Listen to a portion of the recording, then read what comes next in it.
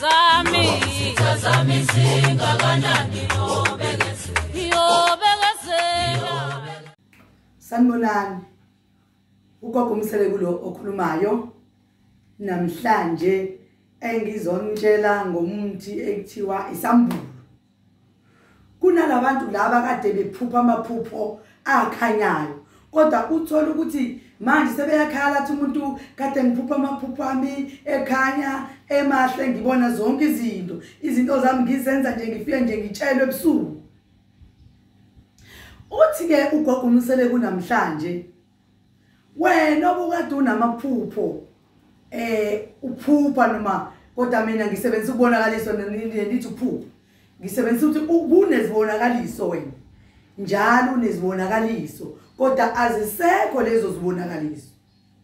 Namhlanje ngithi ngiyakutshela mlaleli noma kubukeli ukuthi chabo uma ukade unjalo kusho ukuthi usavalekile. Laba bebekade befika kuwena bekutshela ukuthi cha kunje basathe ukugudluka kwena. Siyayeke sisebenzise omunye umuthi esithi uyisambulo. Okuwona ombula yonke into embozekile. Amaphupho akho abuyela kuwena njengokuba ukade uphuphe ekuqaleni. Ayabuya nje uphinde nje umbulelwe wona akubona nento ngathi mhlambe iyabiza ngoba mina izinto zami bengizenza nje ngokuyitshelwa manje sekuthulu nje kuthe du. Cha bobo hayi ngoba ukuthi kuthulu kuthe du kusho ukuthi kusekhona leli sithe ethe sithi lezi la sitha labo bebefika kuwena kube bazokutshela ukuthi nayi into ekumele ime kanje nayi into ekumele uyenze kanje naku lokho kwenze kanje. Ngalowo mzuzu thina singamakhosi sike sisebenzise lo muthi lo abathi isambulo. Lo muthi ekuthiwa isambulo lo igama lawo isambulo uyayenza nje imithi exutshiwe ngoba usuke wenzela ukuthi umuntu kuphinde kubuleke akwazi ukuthi abone futhi azifiki ibonakaliso zakhe. Ngoba nje ngempela owaziyo nosake wasithola lesi sambulo lesi useyazi ukuthi ngempela baqinisile ngoba nami nganginenkinga bangitshela kanje banginika sona ngavale kwavuleka yonke into isizi njengoba into ngizoyitshela. Ngithi namhlanje njengoba ngikhuluma nani nje ngithi ningakhohlwa ukuthi uma nje izinto zakubona ukuthi zikade sezikahle ebusuku befika ogogo nomkhulu ebusuku bakubonisa ukuthi ke ngoba nabo usubona ukuthi cha ke ogogo sebethuli nje angazi ukuthi bathuleleni. Cha mina ngikunika isambulo. Lesi sambulo lesi bese sikubhulela abuleke yonke into yakho imbuleke eqede bese kuthi njalo mawulele bese kufika indaba ezoxoxa nawe. Bese kufika indaba ezoxoxa nawe uthi ayibuye yonke into yakho kungakhona nogodo kuzobaleka. Namhlanje bekuyiloko bengintshela bona nengilazi sanga ukuthi uma usebenzisa lo muthi into zakho zambuleka yonke into ocabanga ukuyenza uyenza ngendlela ngoba usukumbuleliwe yona.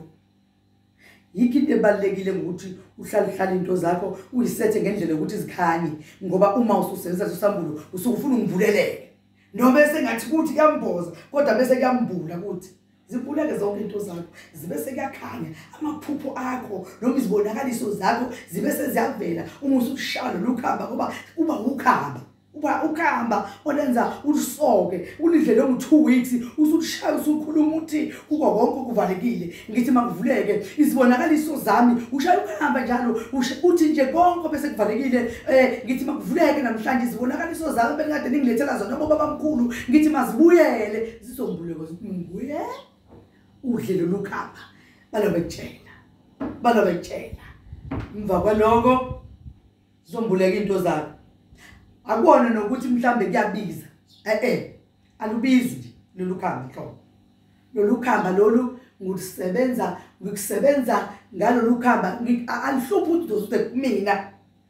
Thenga nje wena noma 5 feet ngikunika umuthi mina ufake lapha 5 feet ulalise ngakusasa uvuka usebenzise. Uma usebenzisa mawukha namhlanje uyophalazwa uya-edda futhi yabo. Uma uthela lapho uyogeza uya-edda futhi uyabo ulokhu add njalo ngokusebenzisa wakhe wasebenzisa uya add wakhe wasebenzisa uya add send ngesikhathi ufuna usebenzisa ngam uyaphahla ubika into zakho ufisa bakucancel nase intweni zakho zonke ezinye ke zikhanye into zakho awubizi lo muthi hayi ukuthi uyabiza cha